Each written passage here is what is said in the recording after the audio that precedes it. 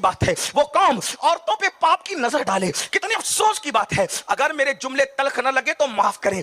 जैसे बिल्ली की नियत छिछड़े में होती है और जैसे कुत्ता हर वक्त ललचाई नजर से रोटी को तकता रहता है, आज मुस्लिम जवानों का हाल ये हो गया है। अगर कोई खूबसूरत औरत नजर आए तो ये भूल जाते हैं कि मैं कौन हूं, ये भूल जाते हैं कि मैं किसका कलेमा पढ़ता हूं, ये भूल जाते हैं कि मैं किसका बंदा हूं, ये भूल जाते हैं कि मेरे हाथ में किताब किस खुदा की है। अल्लाह अकबर। साली भी है तो भी उस पर पाप की नजर पड़ रही है, मोहल्ले की बहन भी है उस पर भी पाप की नजर पड़ रही है, चचा और फुप्पी की बेटी है तो भी वो निगाहों से, गंदी निगाहों से महफूज ना रही। मुझे बताओ कहां निगाहों का तकद्दुस था और कहां आज ये गंदगी। लोग कहते हैं मुसलमान क्यों मारा जा रहा है, मुसलमान क्यों पीटा जा रहा है, तो बहुत मासूमियत से लोग कहते हैं दरअसल हम मुसलमान हैं इसलिए पीटे जा रहे हैं। मुनाफिकत न करो, किसने कहा मुसलमान है इसलिए पीटे जा रहे हैं। अगर मुसलमान ही पीटे जाते तो 700 साल तक के इस हिंदुस्तान में हुकूमत किसने की थी। अगर मुसलमान पिटने के लिए है तो शाहजहां किसका कलमा पढ़ता था, अगर मुसलमान पिटने के लिए है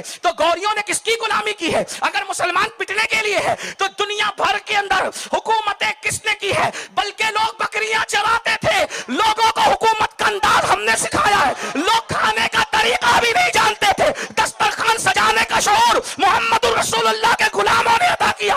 लोग कपड़ा पहनने का तरीका नहीं जानते थे, कपड़ा पहनने का तरीका भी भीख में हमने सिखाया है। लोग इल्म की ऐन से वाकिफ नहीं थे, अली वालों ने इल्म की खैरात अदा की।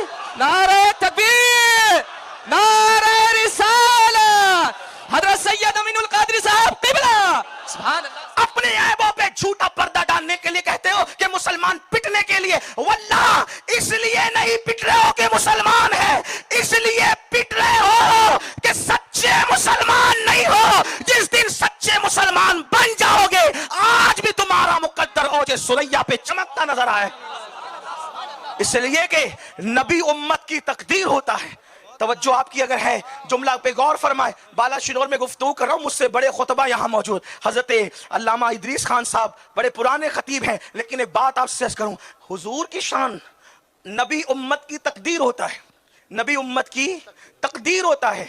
अब आपसे कहूं बताओ मुसलमान से बड़ा साहिब तकदीर कौन है? क्योंकि हमारे नबी से बड़ा कौन, अल्लाह की कायनात में उसकी मखलूक में उनसे बड़ा कौन। लोग कहते हैं मुसलमान बदकिस्मत, मैंने कहा जो मुसलमान है वो कभी बदकिस्मत हो ही नहीं सकता, इसलिए कि यहां कोई बद है ही नहीं।